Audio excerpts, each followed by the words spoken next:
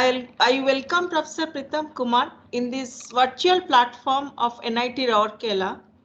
Today is the first session of the fourth day of this short-term course on futuristic wireless communication and IoT, 5G and beyond. Let me read out a brief biodata of Professor Kumar. Professor Pritam Kumar is currently working as an associate professor in the Department of Electrical Engineering, IIT Patna. He did his PhD from IIT Kharagpur in the area of wireless cellular communication. He has around 20 years of teaching, research, and industry experience. Physical layer issues in wireless communication, 5G network, error control coding, and digital communication systems are his area of research interest. He has published over 100 research papers in various referred IEEE journals, other peer-reviewed journals, and conferences. He is a regular reviewer of premier journals and TPC member of various conferences. Professor Kumar was the organizing chair of the first IEEE symposium on 5G in Asia at IIT Patna. He has supervised 7 doctoral theses and more than 30 MTech projects. Professor Kumar has also successfully executed high-value sponsored projects from Government of India as well as consultancy projects from various industries. Apart from his teaching and research activities, he is also part of many administrative and governing committees at IIT Patna and other premium institutes. Professor Kumar is also serving as the editor of Springer Wireless Networks and Wireless Personal Communication journals. Thank you, Professor Kumar. Today, Professor Kumar will be delivering a talk on 5G challenges and enabling technologies. Now, I request Professor Kumar to address our participants. Professor Kumar, yeah. Take over, please. Thank you, sir.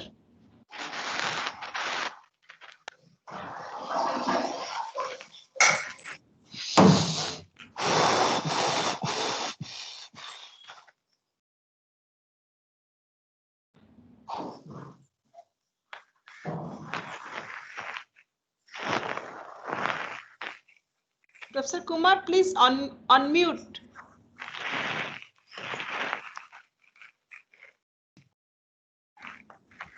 Yeah. Now I am audible? Yes, sir. Perfect. Slides are visible? Yes, yes, yes. Okay. So thank you, Professor Das, for inviting me, and welcome you all in this session on 5G. And I'm going to cover the challenges and enabling technologies in 5G. And I understand that it will be around 1 hour. So let's start. So I will covering the brief introduction. And definitely to understand 5G, we should have brief idea about 2G, 3G, and 4G. More detail on 4G, that is LTE 4G, because 5G has one path that will be realized using advancement of 4G. OFDM is important technique because that is covering 4G also. That is a part of 5G also. So basic understanding of OFDM, then requirements for 5G, challenges and facilitators. So we'll see that there is a dual track to achieve this 5G goal. One is evolution, that is from 4G, and then there will be two, totally new technology, paradigm shift. That is new radio access technology, new RAT, new radio we say sometimes. Then emerging technology areas like new waveforms, millimeter wave, massive MIMO, HETnets, cognitive radio, D2D communication, and then finally conclusion with few differences, right? So just give some few seconds on this plot on the x-axis we have data rate, and the y-axis we have this mobility and coverage. And what you observe that when we are moving from 1G to 4G, we have a red linear curve which shows the spectral efficiency. So one of the important advancement or changes from 1G to 4G is that your spectral efficiency is increasing linearly. One thing.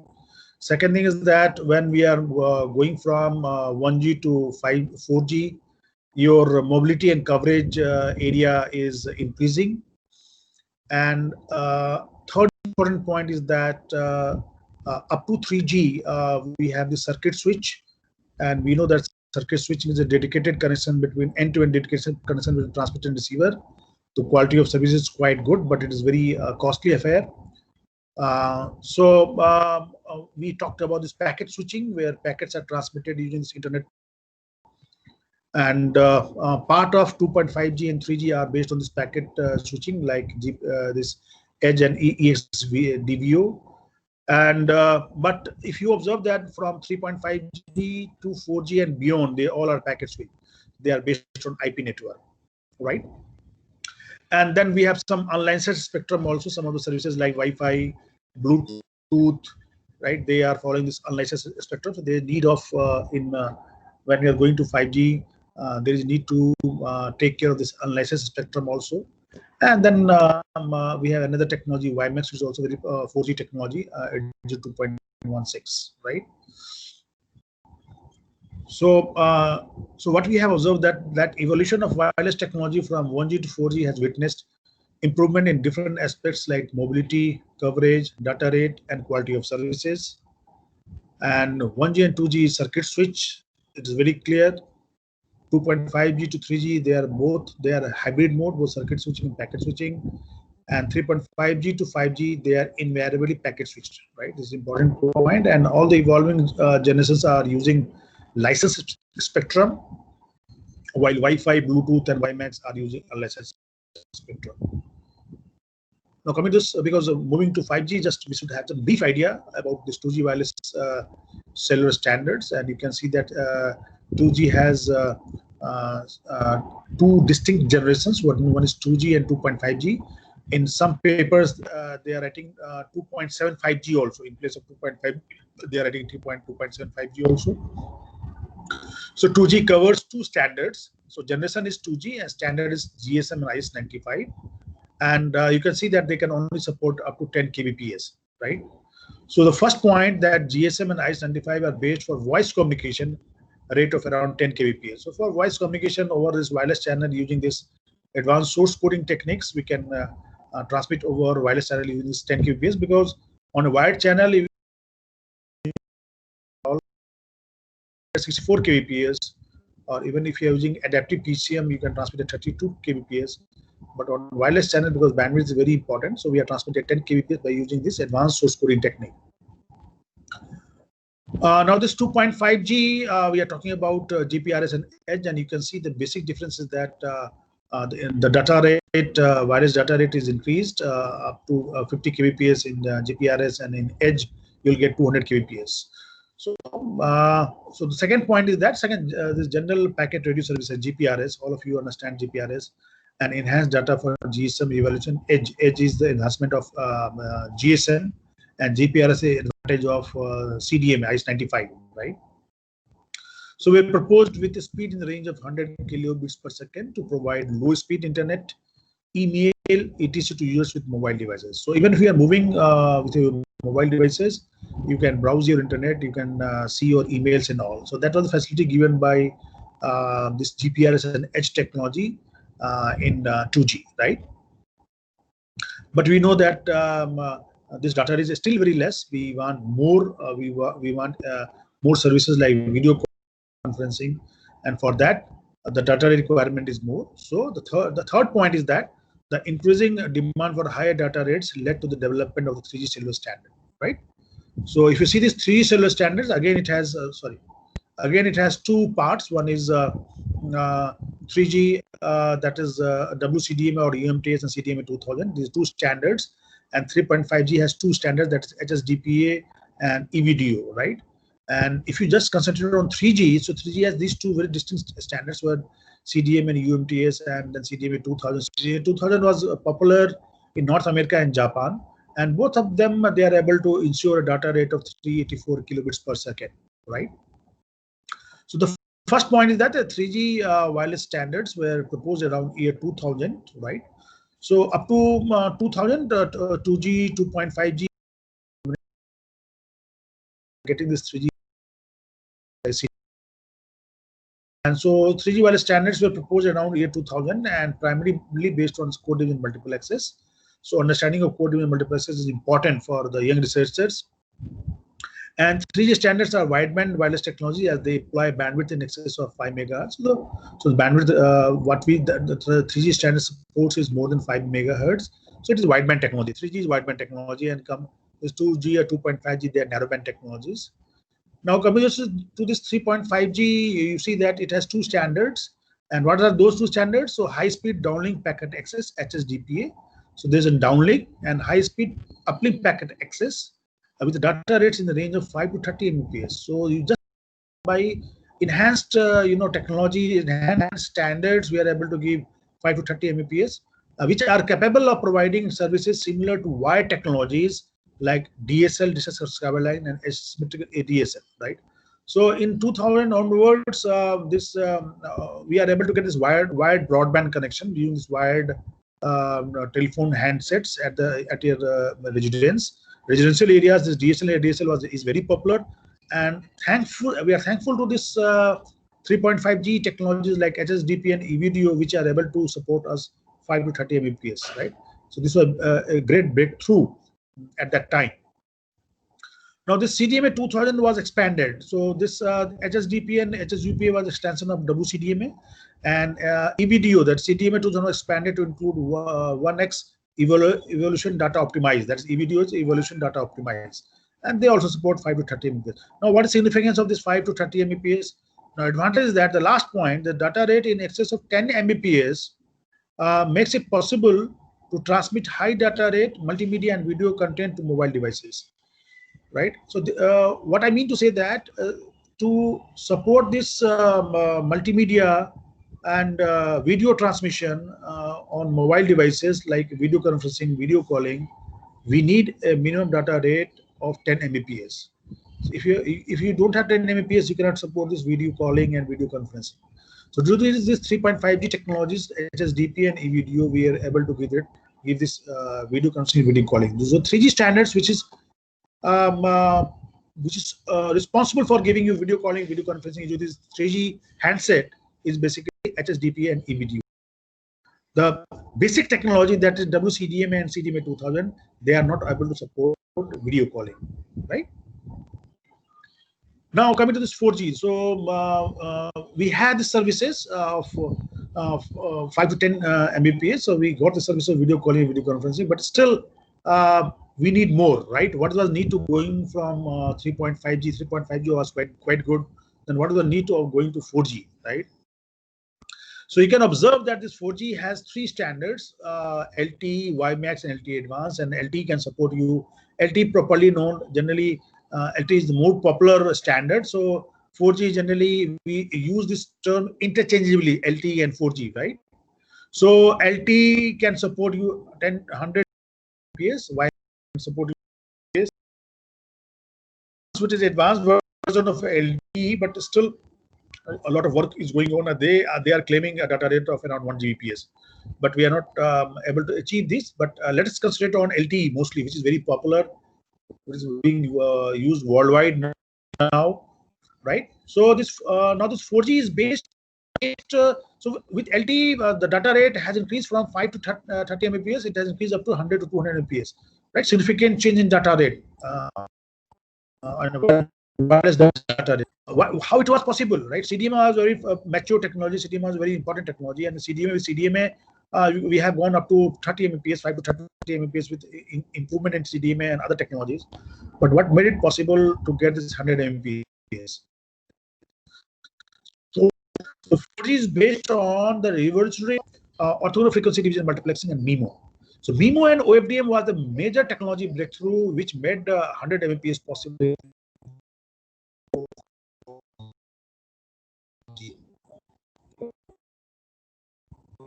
in details here also. So we'll see how this OBM is helping us in transmission. Now these technologies help the 4G system to achieve data rates in excess of 100 Mbps, right? So we can get more than 100 Mbps using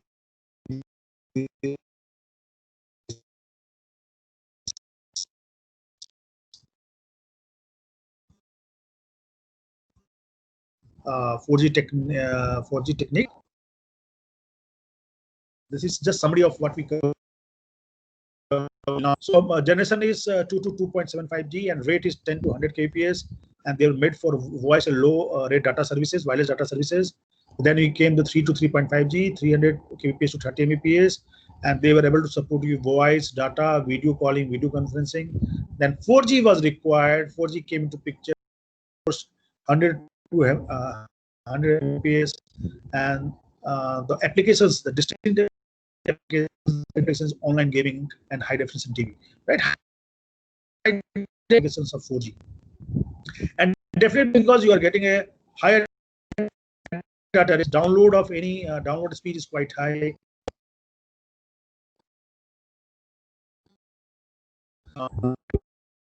So the first point is that each generation, now what you can see that the 4G is able to support all the services, but 3G, 3.5G,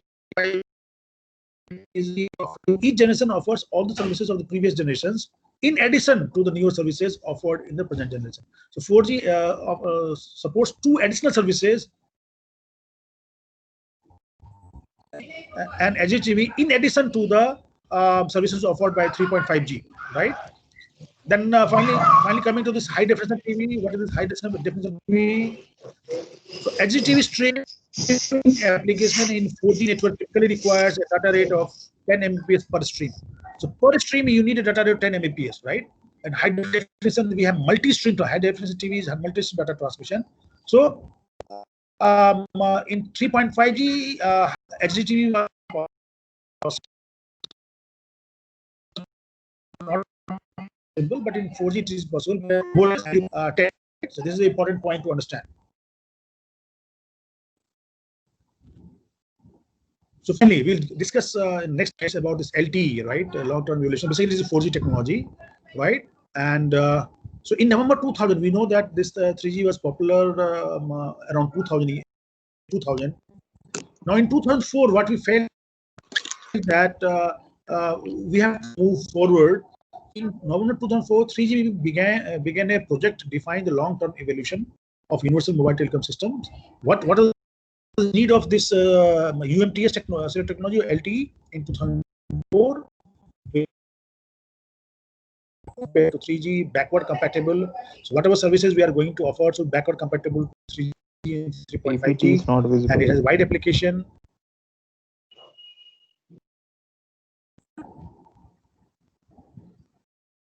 So next generation mobile broadband technology, this then promises data rates of 100 Mbps based on UMTS 3G technology. And the last point is very important. We're talking about optimize all IP traffic. This LTE will be on IP only, right? All the services on this LTE is based on internet protocol. That is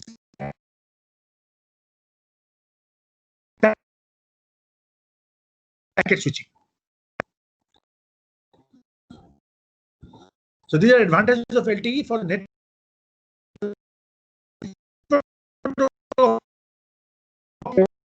cost on 3G network. This is very important part, that if you are going for 4G, it has a simplified upgrade path from 3G. For end users, it is faster data downloads uploads because you are able to give you 100 Mbps, improved response for applications, and improved end user experience. So experience in 4G is quite good. All of you, we have observed that, experienced that. Now, what are the major LTE technologies? What made it LTE so popular and 4G very popular are basically the LTE uses orthogonal frequency division multiplication for downlink. So downlink, which is very critical for any services, because we uplink the requirement is very less, but downlink requirement is very high. Download, right? very critical. So OFDM is used for downlink, but uplink we are using the single carrier frequency division multiple access SCFDM for uplink. This is also very important technique. We cannot use OFDM in the uplink that we are going to discuss, right? Then so the questions come why OFDM is not used in uplink. That is input for enhanced throughputs. MIMO is used for enhanced throughput. Always keep in mind that MIMO is very important for increasing throughput. Right? Reduce power consumption, higher amplifier efficiency. This is very much require RF power efficiency. Because if this RF power amplifiers are efficient, then you require less battery power used by the handsets, right? Because most of the power is consumed in the RF section. So RF section, if the power amplifier is efficient, so battery you put it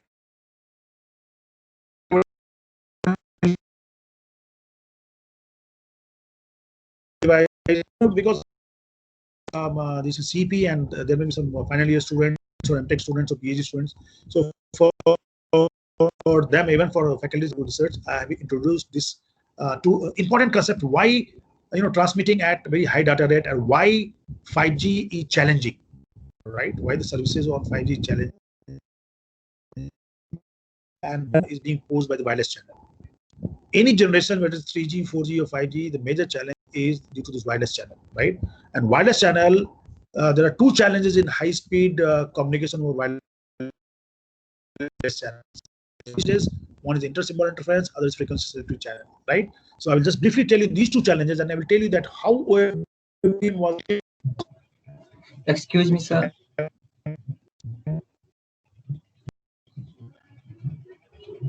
To overcome these challenges, induced time delays resulting in intersymbol interference.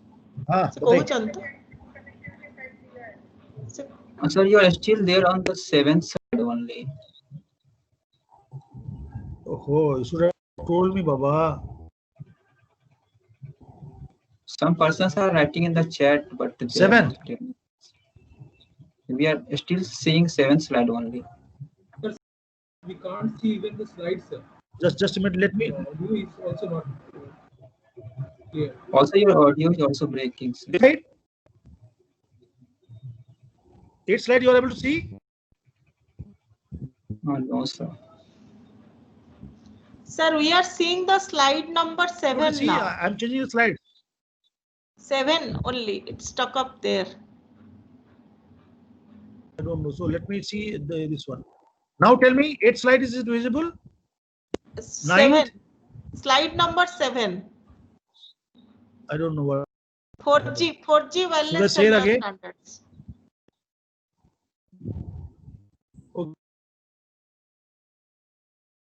Okay.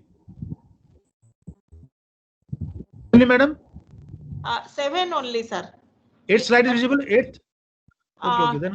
Then I have to again share. Sir. Yes, sir. Again, maybe sharing again. Again, I have to share that. Sir, please share again. You can again share. Then it may. Yeah. I'm trying. I'm trying.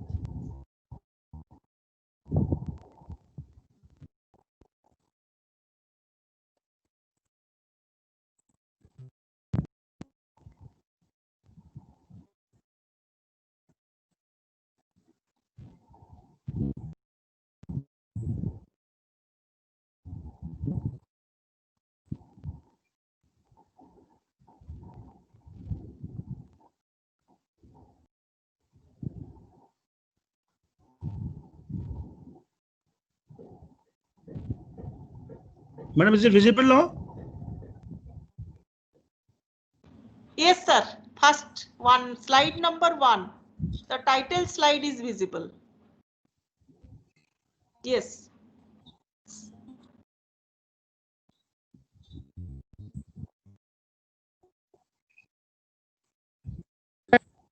Yes, sir.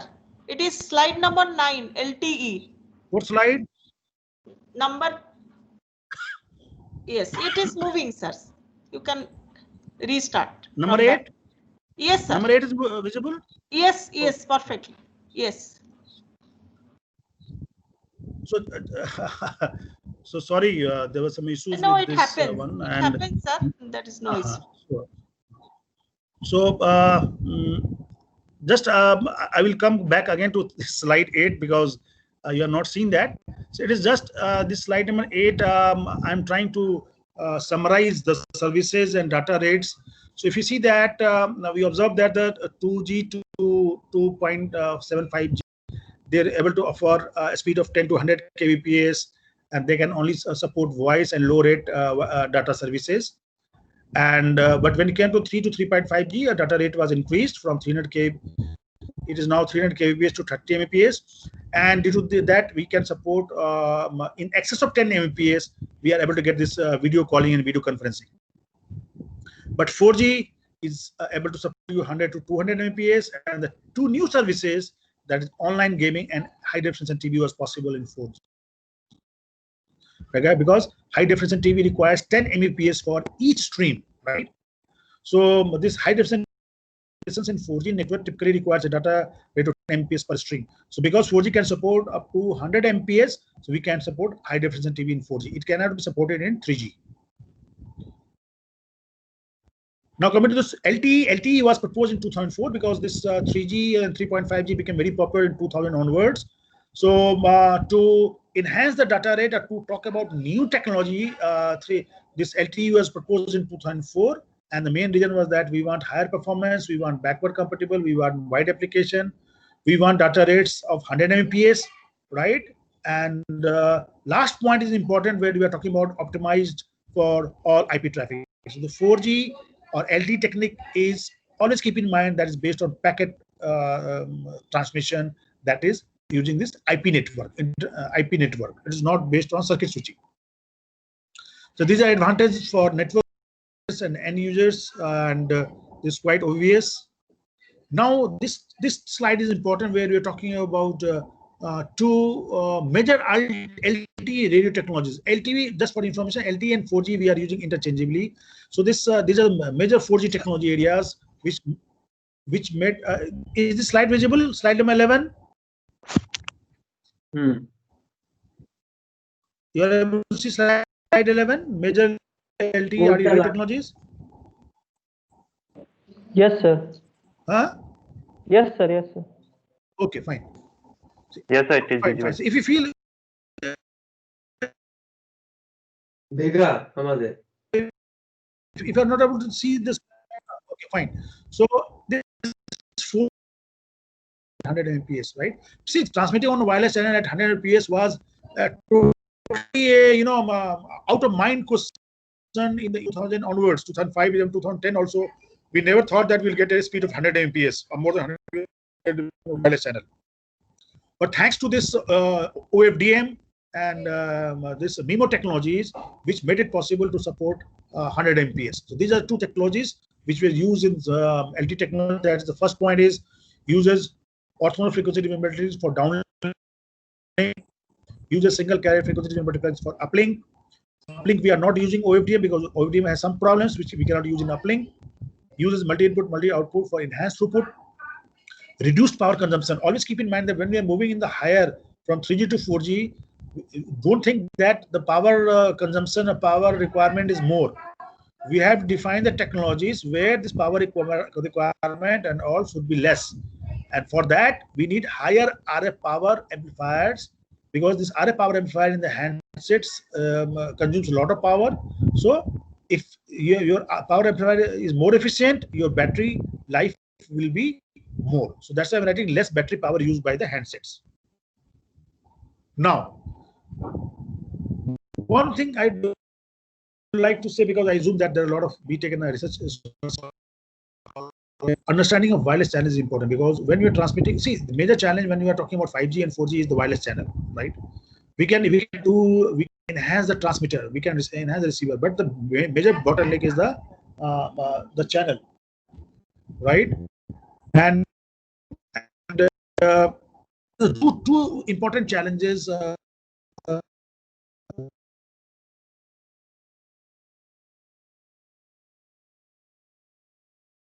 that is why the wireless is that is were able to overcome by OFT. They are still very promising technology in 5G, right?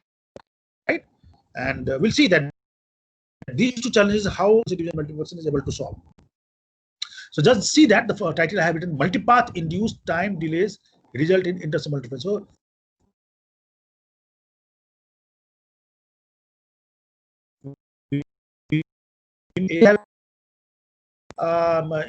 we are transmitting signal to the mobile users.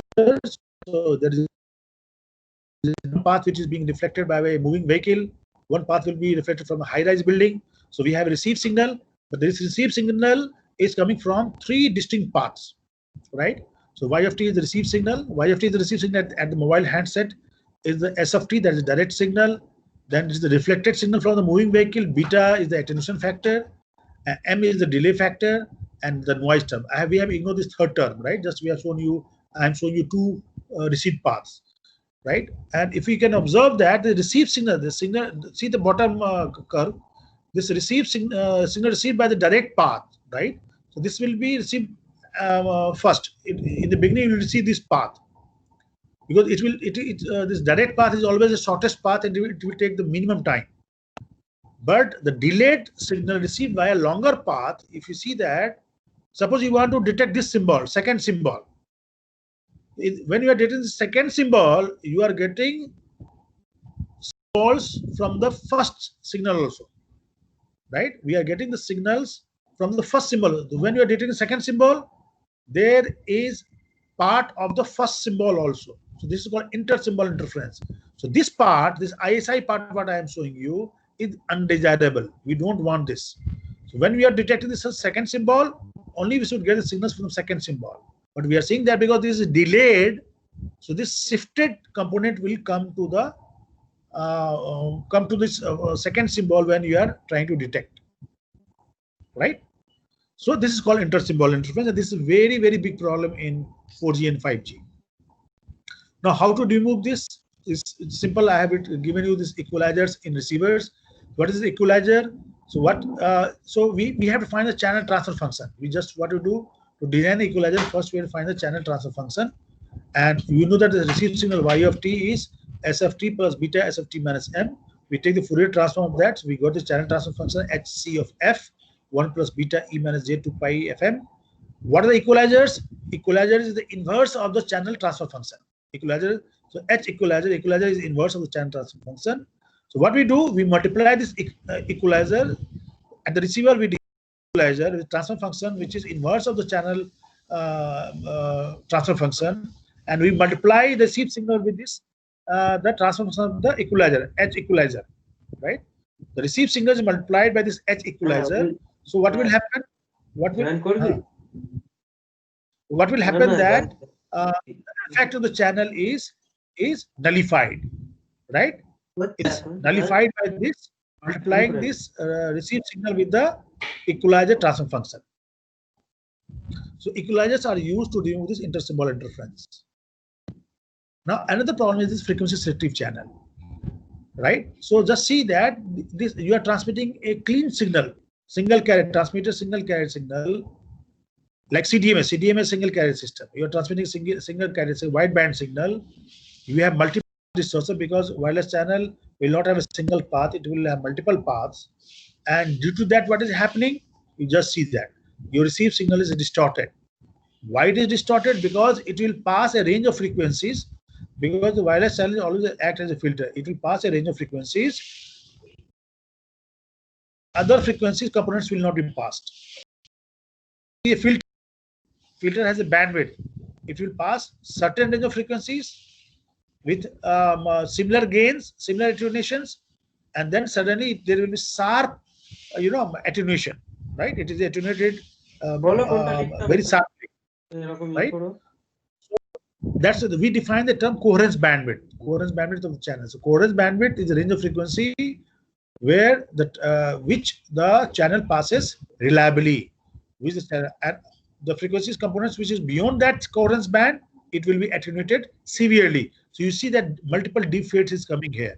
So your waveform is distorted. Your receive signal is distorted, and you will get multiple errors, right?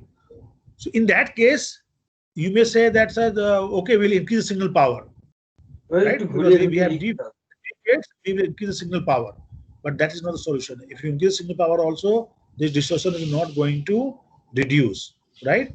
What is solution? Solution is multi-carrier systems, and for your information, OFDM is a multi-carrier system.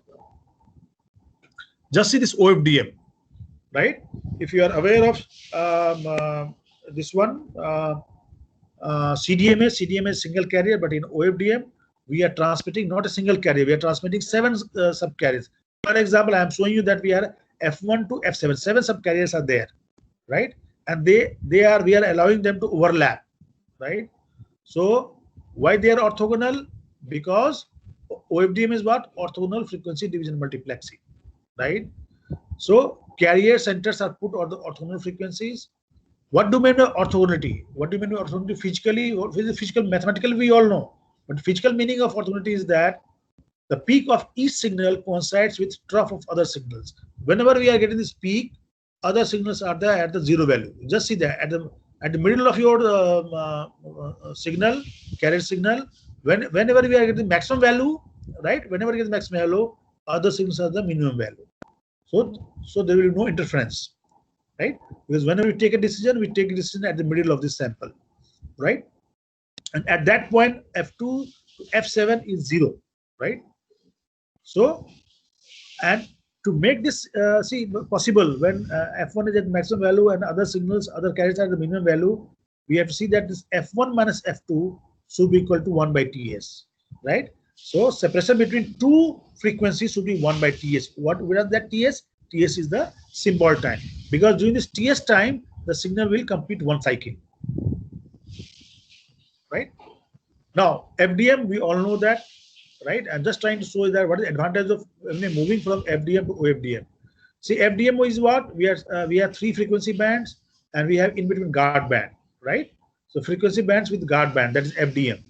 What we do in OFDM, we allow them to overlap, right? So overlapping frequency bands, OFDM, but they are orthogonal to each other. So earlier we have only 3 users. Now we have 5 users. We have 5 bands, so we can have 5 users or 5 data. So that's why OFDM is highly spectrally efficient,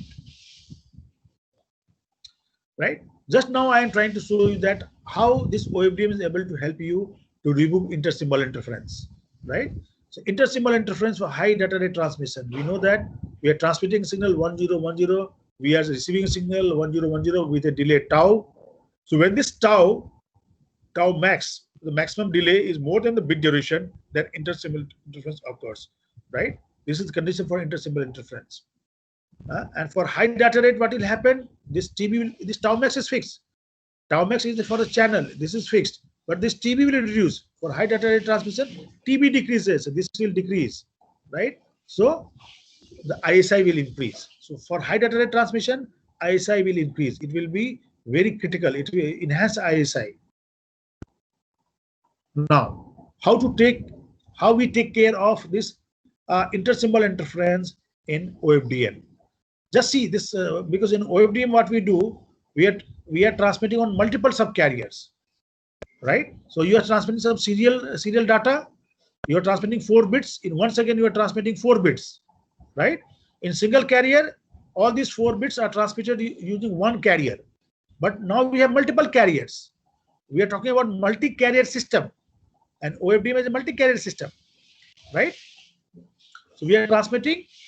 So we have multiple carriers. So what we'll do, we'll convert this serial transmission to a parallel transmission, right? And by doing this, and all these 4 bits are now transmitted with 4 orthogonal subcarriers. They transmit the 4 orthogonal subcarriers. But advantage is that here also in 1 second, when you are transmitting single carrier in 1 second, you are transmitting 4 bits.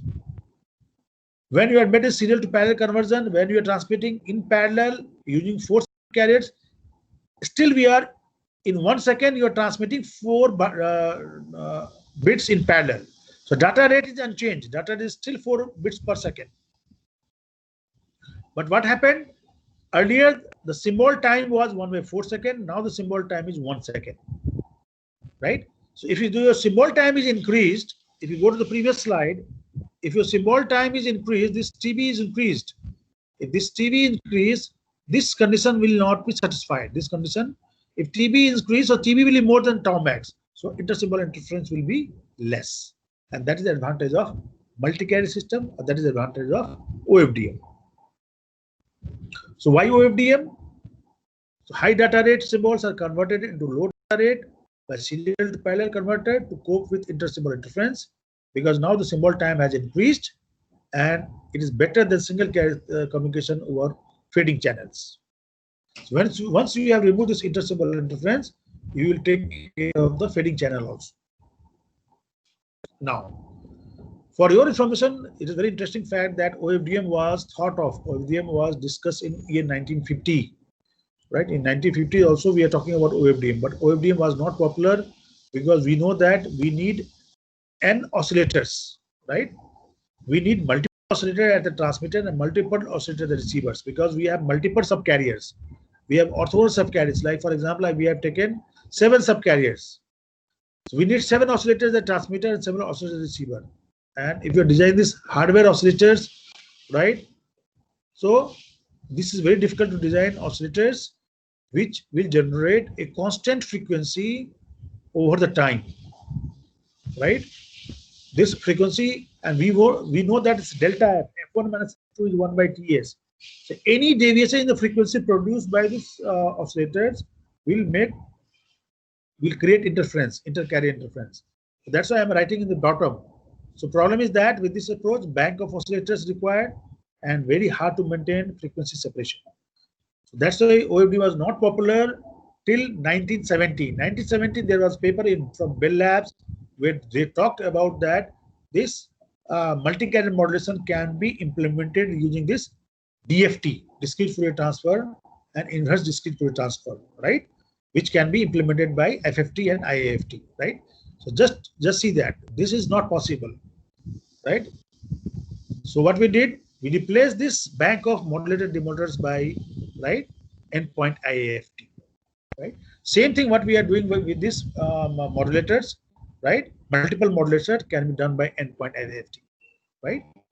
And then OFDM became very popular from year 2000 onwards, right? Because we are able to effectively implement OFDM using this IAFT. So what are the advantages? Green color I have written you finally. So with OFDM we have improved spectral efficiency, reduced intersymbol interference effect by multipath, and they are good against frequency sensitive channels. That was the reason that OFDM is so popular in 4G and 5G and so many wireless standards. I will just show you where we can find this OFDM. Finally, I'm showing this OFDM, which is foundation for LTE, that is 4G and Wi-Fi. Why I have taken these two examples? Because this is very popularly used, widely used. So this is OFDM this is a block diagram to implement OFDM. So we have data, we are doing this coding and modulation, serial to parallel conversion, IAFT we have done, cyclic prefix we are adding, and then we are doing this windowing. This is the total block diagram of OFDM. So in summary, advantage of OFDM is that they are spectrally efficient, they are robust in multipath environments, coexistence with current and future systems. It can exist with 3G also, it can exist with 5G also. We require simple equalizer because we have taken care of intersymbol interference.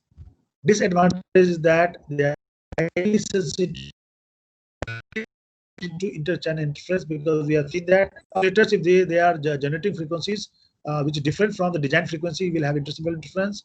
So they are very sensitive to frequency, clock, and phase offset. This bank of oscillators are always problematic because there's phase offset, clock, and frequency, right? So they are very sensitive. And there's another issue, this time domain signal has a relatively large peak to average power ratio. And that was the reason that PAPR issue, that OFDM was not used in uplink, right? OFDM is used in downlink. In uplink, this PAPR will be a big issue. Finally, what are the OFDM applications? OFDM is used widely in standards like 802.11 AGA. This Wi-Fi and wireless LAN, then 802.16, then 802.20. It also uses fixed wireless ADSL, and in mobile communication is used as a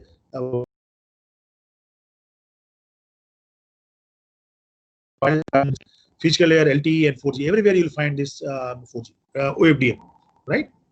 Now, so having this background of 4G, we just quickly go through the challenges of 5G, right? So 5G, if you see, 4G, we know that it can support up to 100 to 200 Mbps, right? And but now when you are thinking of 5G, right? 5G, we started working on 5G roughly from 2015 onwards, right?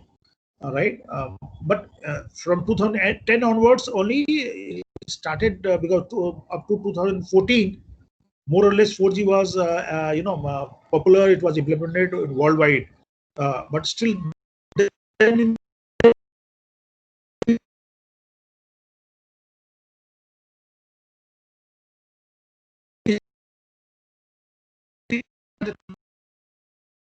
thought in GPS data rate in a real network. It promises 1 millisecond round trip latency. Why 1 millisecond round trip latency is required, we'll discuss. High bandwidth in unit area, enormous number of connected devices, almost 100% coverage for anytime, anywhere connectivity. Reduction in energy used by almost 90%. Just see that. Reduction in energy level by almost 90%. Green communication and low power consumption, right? So these all are the challenges. These all are the requirements, which is basically a challenge for 5G, right? Pictorially, I have shown you that this is, see the physical limit, right? We have just reaching the physical limit.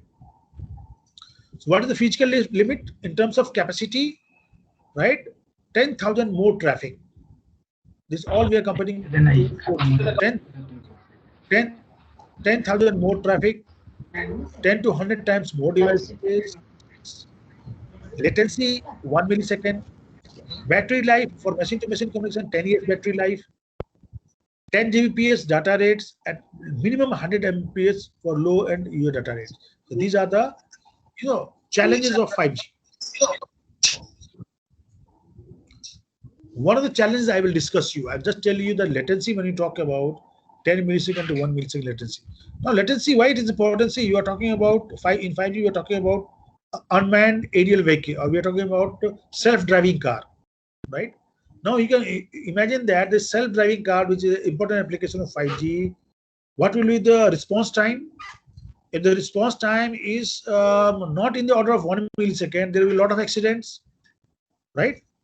So 1 millisecond latency is required. Although we are not able to achieve 1 millisecond latency, latency is something around 2 to 5 millisecond, but this is required. And I'll just give you an example of how this latency is critical, right?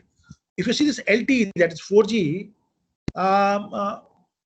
4G ensures latency of 10 millisecond. How? Because the mobile devices require 4 millisecond of processing, right? Then your BTS 4 millisecond, then your core network, internet, they will add some latencies. So in total, minimum latency is 10 millisecond.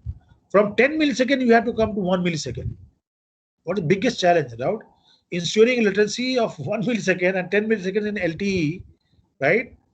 So this, for that, what you have to see, this mobile devices should process everything in 0.5 millisecond, and whole of your network should do it in the less than 0.5 millisecond. So what we say that we have to giving services to contents, right? Everything is virtual in 5G, right? So then only you can ensure a latency of 0.5 milliseconds. Finally, because we are in the year 2020, I'm just giving you the wireless 2020 outlook. This is what is scenario right now where we are posed in 5G, right? So just see the right hand side where we're talking about enhanced mobile broadband eMBB, because all of you we are using this mobile handsets. For us, for mobile users, for cellular users, what are the outlook of 5G is that very high data rates, high spectral efficiency, high mobility, low PAPR in the uplink, simplified receiver design, high densities. These are the outlook for mobile users. That's why we are saying enhanced mobile broadband. When you are moving with your mobile handset, you will get enhanced mobile broadband. So now coming to this other side. This other side is totally different from 4G, right? What we are talking about? We're talking about this massive machine type communication. Machine type communication is very, very important in 5G, right? Although in LTE Advanced, we are also talking about machine type communication, but in 5G it is going to be predominant, right? So one part is the IoT, Internet of Things, and what is the outlook for this IoT? They will be non-orthogonality, right? We are talking right now about OFDM, which is orthogonal transmission, but in IoT applications where devices are connected, we have to go for non-orthogonal transmission. High spectral efficiency is always required in wherever you go. Low complexity is required wherever we go. Low PPR is required. Another important point is asynchronous transmission, because devices are involved, they are placed at different places. So the transmission, uplink and downlink transmission will be always this uplink transmission will be always asynchronous. Minimum out of band radiation, right? So radiation from this device set should be minimum because there are multiple devices connected. So examples are sensor networks for smart grid, smart cities, and smart homes, and then intelligent transport systems. These all come under the IoT applications. Now coming to this third part, that is ultra reliable and low level, right? This is very specific application of 5G. What is that? We need latency of some millisecond latency. Immune to Doppler, even if we are moving at very high speed, it should be immune to that. Low complexity, we want a less complex system design, right? And examples are tactile radio, tactile internet, then autonomous self-driving vehicle, right? So that's why I'm telling you this unmanned, this self-driving vehicles, right? They require ultra reliable and low latency communication, right? And this reliability should be 100%. The latency should be in the millisecond range. So you can understand the importance of this ultra reliable low latency communication. And we are achieving. It is not that it is only on the paper. A lot of research work is going on, and we have come close to 2 to 5 millisecond latency. And we are able to implement this self-driving cars, right? So this already I have discussed, because only thing is that the last 2 points is very important. When we're talking about ultra reliable machine and low latency type communication, we want reliability of 99.99% reliability, and latency should be 1 millisecond, right? Massive machine type communication already we have discussed. For enhanced mobile broadband, we may expect a data rate of 10 Gbps peak data rates. We can expect at 100 Mbps for high mobility. High mobility means that even we are traveling at 500 km bullet trains or this aircrafts, we have to see that we should be able to get this 100 Mbps. And traffic is going to most of this traffic is going to increase by 10,000 times. This is very, very critical thing. So traffic this is too much, and how to handle this traffic is again a big issue, right? So this plot depicts all this type, that peak data rate, ultra expensive data rate, right? So this is another way to explain these things.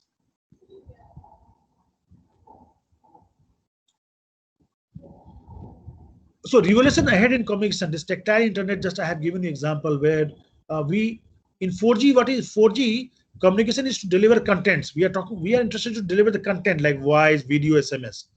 But in the 5G, we have to control and communicate this virtual and real objects, right? That's why augmented reality, virtual reality is very important. These are the 5G technology and augmented reality. So we have to see that the whole content is being steered in 5G, right? So one of the example is your tactile internet. So how to achieve this 5G from moving from 4G to 5G? This is an important one, where we'll see that 4G we understood is proven technology, and how we are moving from 4G to 5G. So this is all about this is an important slide, last slide, where we're talking about dual track. This is important. So 5G, to reach to 5G, we have to follow 2 tracks. One is the evolution, other is a new radio access technology, or new radio.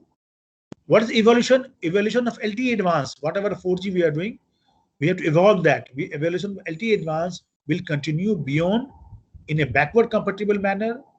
So this with the goal of improving system performance in the bands of below 6 GHz. So what we'll do, we'll improve this 4G, right? And we will try to enhance it, and we should be able to offer services around 6 GHz. And whatever services we are providing, these 5G services we are providing by enhancing this 4G, they should be backward compatible, right? So if you are not able to get this 5G services, you should be able to get this 4G services, right? This is one path. So that is, it is also expected that at least a part of 5G requirements can be met by the continued evolution of LTE Advanced. See, LTE already we have invested a lot of technologies, lot of investments there. So for 5G, we cannot think of rolling a new infrastructure, new hardware, new total setup. No, it is not possible.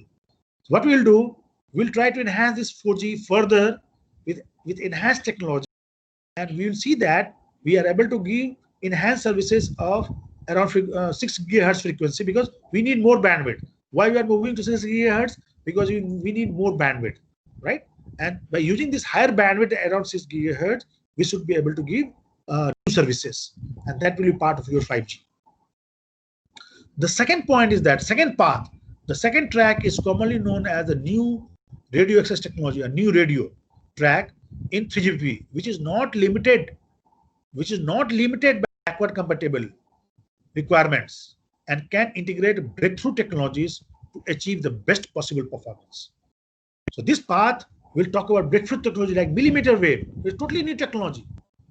The technologies which are developed using this millimeter wave will not be backward compatible, will not support your services at 4G, right? We are talking to implement this millimeter wave from 25 gigahertz to 30 gigahertz. In that frequency band, we are developing that technology. So that technology will not support your services at 2 or 3 or 4 gigahertz.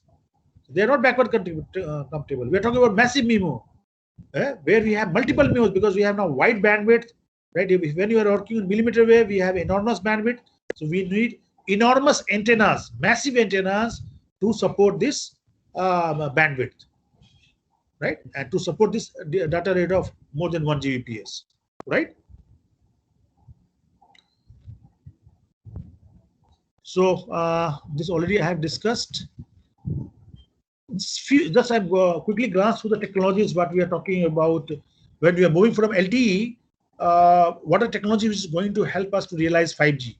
What are the advancement on LTE which will give you 5G services? One is the software-defined networking.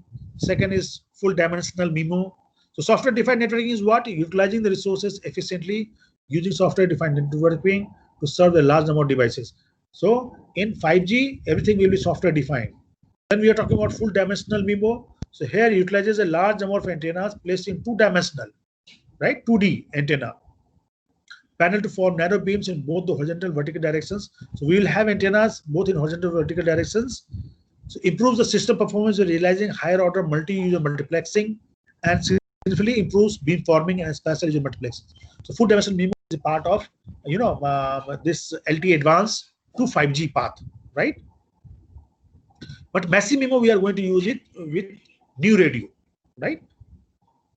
Similarly, the other technology is evolution from LTE. This is license assisted LLA using LTE. So we are here trying to optimize this both licensed and unlicensed band, right? So other technologies are NOMA, non-orthogonal multiple access. Already I have told you that in IoT applications, device-to-device communication, machine-to-machine communication, we have to use this NOMA. Then we are talking about green communication, where we are talking about low power consumption and less carbon footprints to the nature, because we cannot afford to increase the carbon footprint, right? Even if you are transmitting at 1 Gbps, we cannot say that we'll have more carbon footprint, right? So we should go for green communication, then carrier aggregation, machine type communication. These all are the parts of evolution from LTE Advanced. Talking about new radio access technology, so new RAT is 5G system should meet all 5G requirements, as it would eventually need to replace the previous generation systems. So this new radio will be totally a new generation. Totally the paradigm shift. We say the word paradigm shift. So new waveforms and multiple access technology. These are the idea for that. And the third point is that the new radio access technology track is also expected to have a scalable design that can seamlessly support both above below 6 GHz services and finally, I just want to show you these are key enabling technologies for new radio, improved waveforms. We'll see that in this. If you just see this plot, right? So 6 gigahertz, 4G is around 6 gigahertz, and the services which we are providing, enhancing the 4G, will be around that. But when we talk about this millimeter wave, large millimeter wave bandwidth opportunity, it ranges from 24 gigahertz to 100 gigahertz. But right now we are concentrating around 24 to 30 gigahertz, right? So this millimeter wave will be the new technology. So this is a millimeter wave. Why this is important? Because this higher frequency antennas elements are smaller. Why millimeter wave? Because we know that move in the higher frequency band, the antenna size will be less, right? Huge amount of spectrum available in millimeter wave band, improved performance in dense crowd, 5G goal, strong candidate for higher per link data rates. So these are the advantages of millimeter wave, right? First is, again I will repeat, first is that if you are going for a higher frequency band, antenna size will be very small, right? This generally it is lambda by 10. So in millimeter wave, the lambda by 10 will be your antenna size. We have very small antennas. Huge amount of spectrum available in millimeter wave because we are in gigahertz, 24 gigahertz, 30 gigahertz. Improve performance in dense crowd, right? So in dense crowd, this 5G, this millimeter wave is going to help you a lot, and strong candidate for higher per link data rate. So data rate per link will be quite high. You can get more than 1 Gbps. What are the challenges?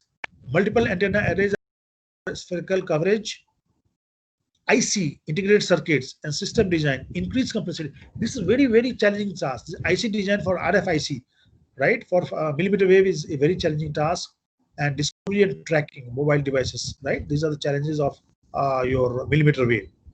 So that's why I have shown you here 5G cellular, 28 gigahertz, 38.49 millimeter wave we are thinking about. So massive MIMO, multiple antennas at transmitter, receiver provide multiple signal paths and hence better performance in terms of data rate and link level. Reduced transmit power, fast fading prevented power. These are advantages of massive MIMO, right? So this advantages of massive MIMO, this reduced transmit power, fast fading prevented power efficiency. This is due to spatial multiplexing gain, spatial diversity, array gain, multi-view diversity. These all are part of this massive MIMO, and you can see that we have antennas in all 3D directions, massive antennas, right? And they can, you have multiple beams, right? Multiple beams which can support huge number of antennas, and that is the reason that massive MIMO is important for 5G. So these are the few challenges of massive MIMO. Already I have discussed you, and this is the one important point is that massive MIMO. Why massive MIMO at millimeter wave frequencies, right? Massive MIMO resolves millimeter wave issues.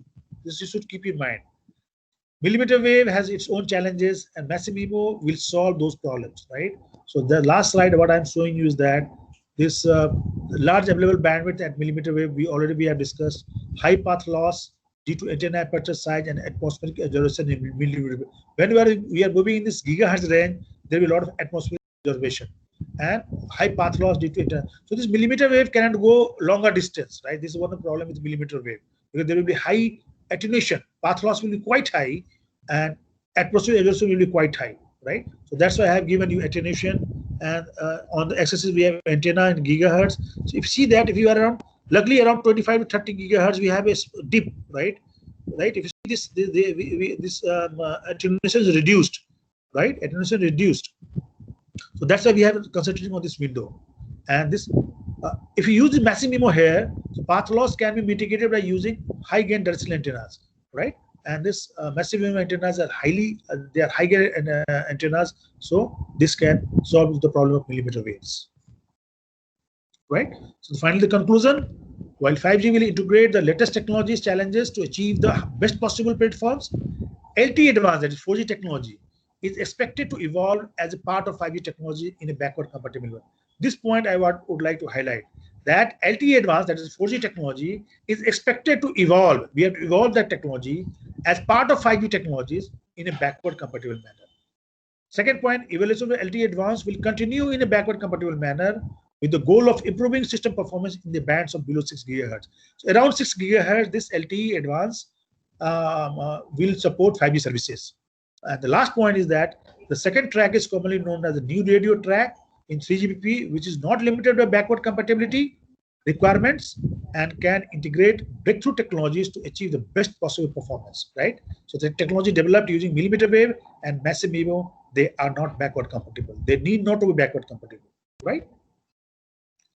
Thank you. And I will be happy to answer if you have some questions, please. Now the forum is open for participants to ask questions to our guest speaker. Participants.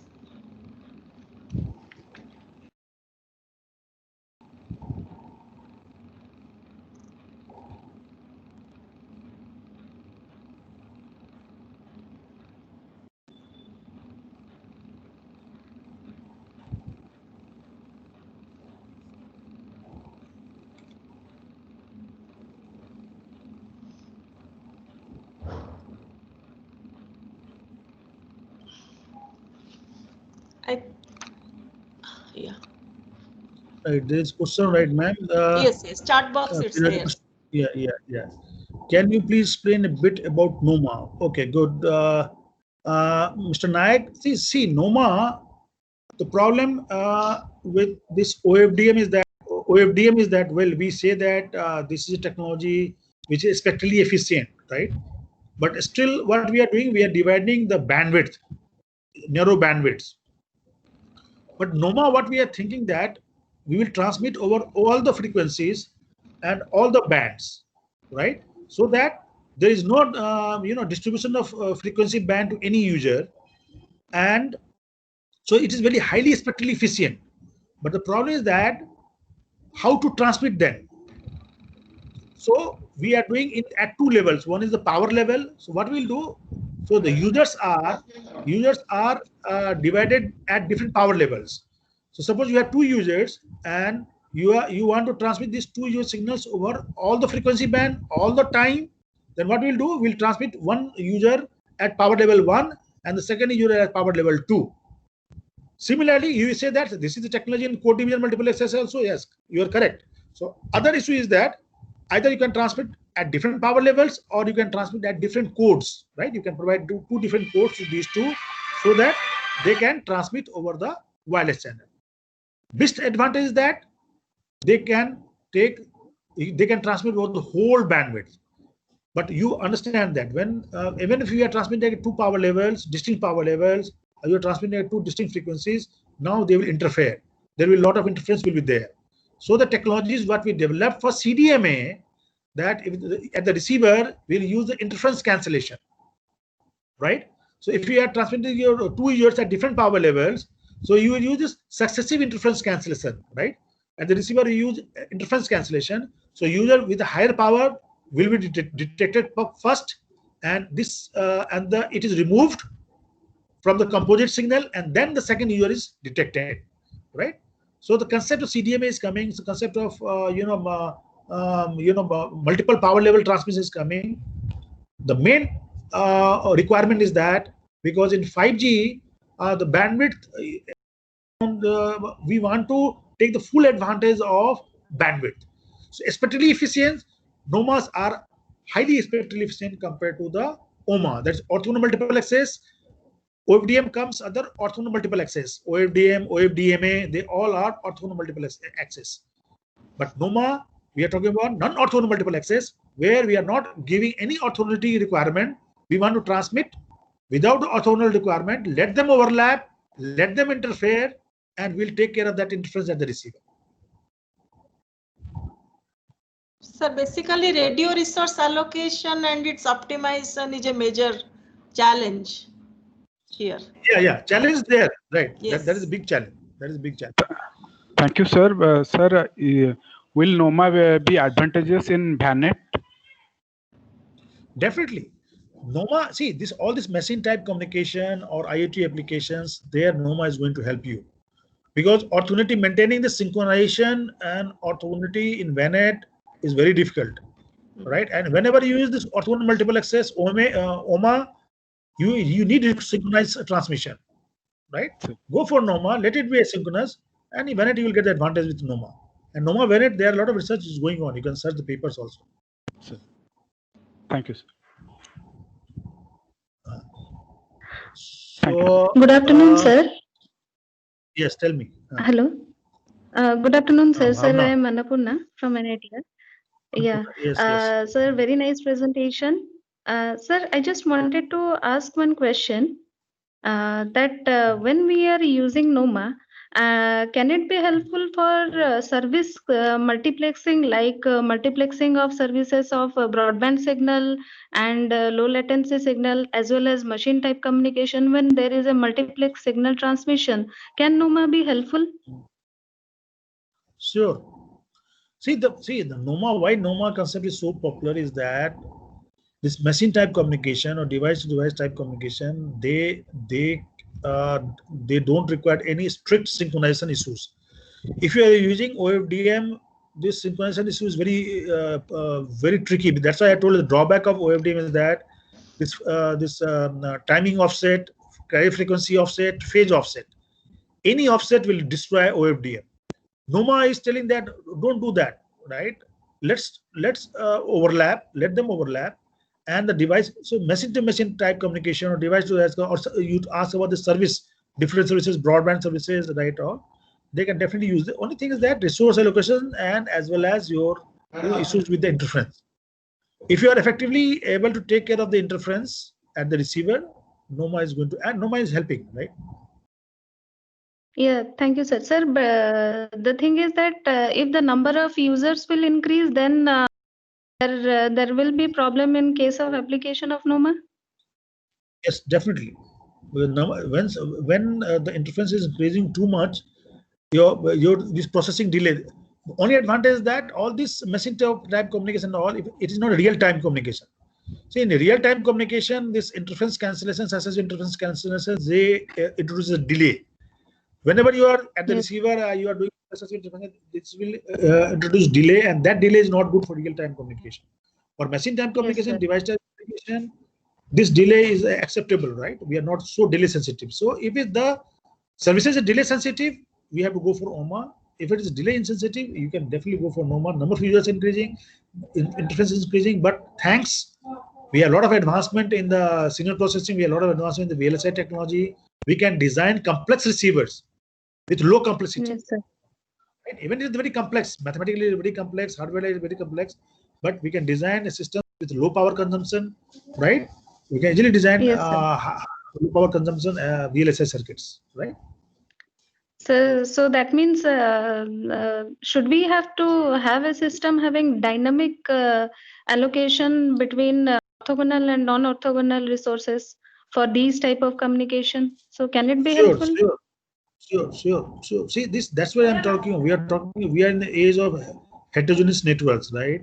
Heterogeneous services. Yes, sir. So it may be possible that there are some services which are delay sensitive, right? And you have to go for OMA, right? Real time application, and there are services which are not so sensitive, and maintaining synchronization is a big issue, right? So you can have a hybrid type of so there is allocation between OMA and NOMA. That is a good suggestion, good idea. Thank you, sir. So thank you very much for your answer. Thank you. Thank you. Any other question, please?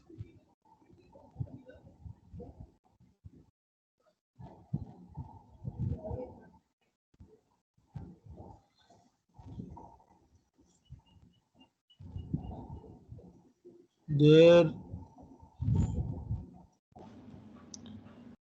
Chat box, sir.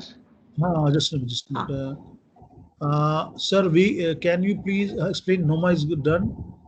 5G new RAT development strategy in any country now? Yes, new radio access technologies is being developed, and Japan and US, and recently there is a news from this Nokia from Finland. So they have developed some millimeter wave chip which can give you good services at millimeter frequencies. So a lot of work is going on. It is not like that. Although it is a new technology, but still we are definitely in India. We are not doing that much.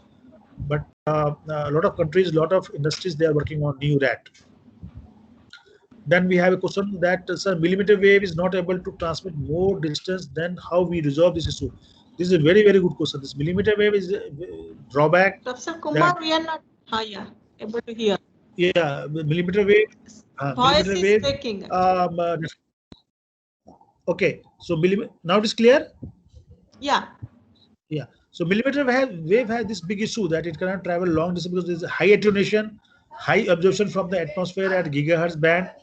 So that is the issue. So we are trying to extend the range by using multiple relays, right?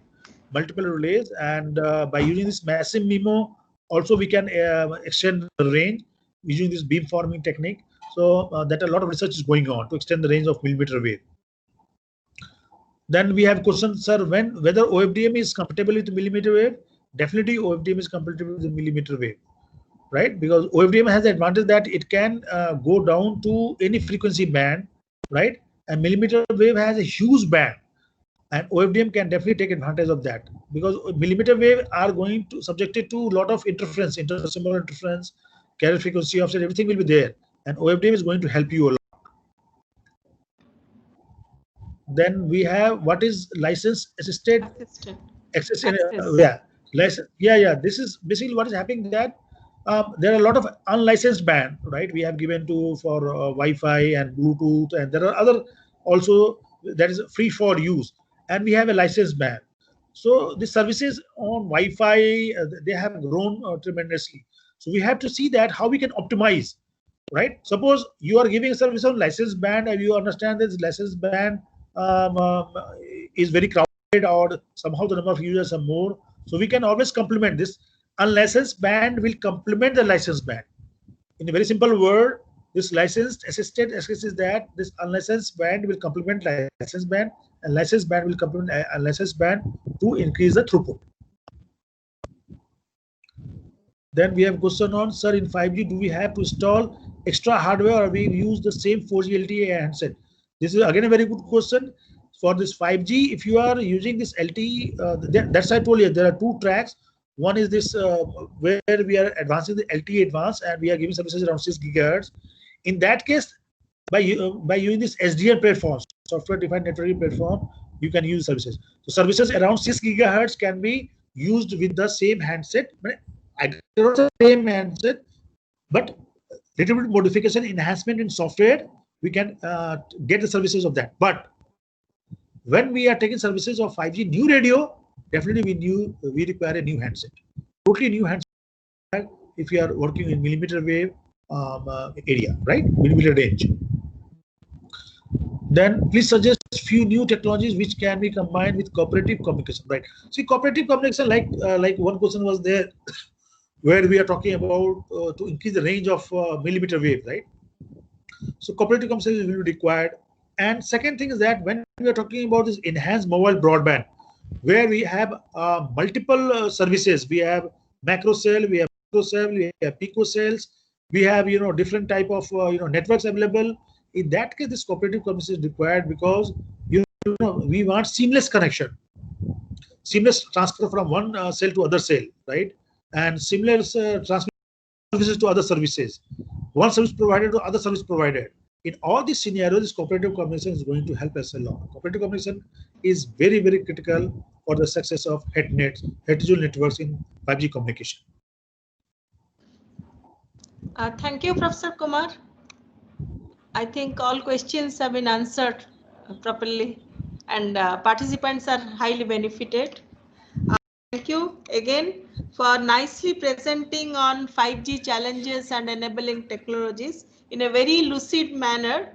We are very much thankful that you have spent your valuable time and given our participant a very nice talk. Thank you, sir. Thank you. Thank you, ma'am. Thank you, ma'am. Thank you. Thanks a lot. So